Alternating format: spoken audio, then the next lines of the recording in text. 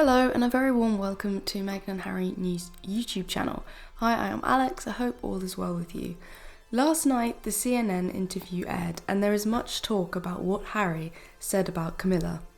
Labelling her the villain in regards to Diana and Charles, and then dangerous in regards to the connection she has made with the media, and how she will throw people under the bus in order to rehabilitate her public image, which is something that I've stated on here, that the royal family are obsessed with their public image and popularity.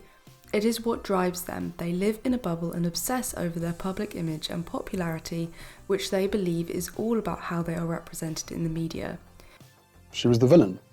This is why Meghan and Harry became so popular around the time of their Australian tour, that the media started a smear campaign against them to diminish their standing with the public while simultaneously attempting to raise the royal families up, specifically Charles, Camilla, William and Kate. It's also interesting to note that if you watch The Crown Season 5, it detailed how Camilla got in contact with PR guru Mark Boland. Boland worked for the Advertising Standards Authority and the Press Complaints Commission before serving as Deputy Private Secretary to Charles, Prince of Wales. Boland was credited with rehabilitating the Prince's public image and enhancing the public image of the relationship between Charles and Camilla Parker Bowles.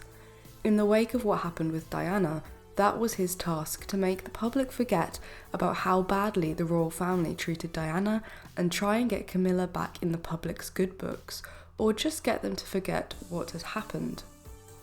And this is obviously where these media contacts all started, and we see from this interview it states here, Prince Harry accuses dangerous Queen consort Camilla of leaking royal stories to the media.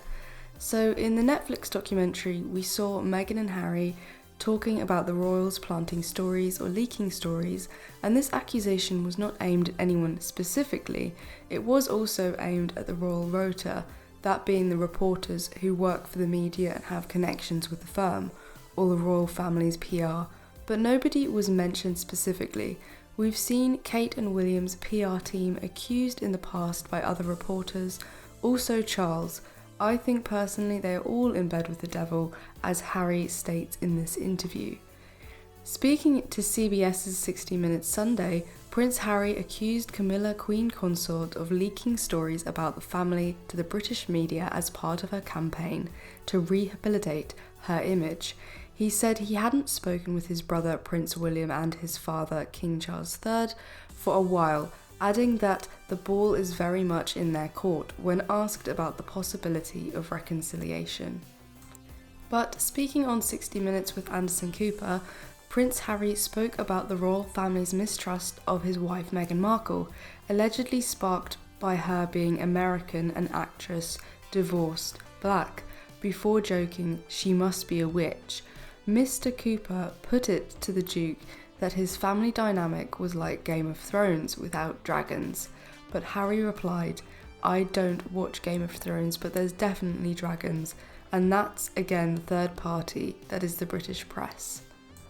Harry said in his ITV interview, "The saddest part of that is certain members of my family and the people that work for them are complicit in that conflict," he told interviewer Tom Bradby. He said he had managed to make peace over this time with a lot of things that have happened, but added that doesn't mean I'm still gonna let it go, as he vowed to campaign media reform. While sparing his father, the king, from the worst of his attacks, Harry was highly critical of his stepmother, Queen Consort Camilla, accusing her of running a campaign aimed at marrying his father and saying his interests were sacrificed on her PR altar.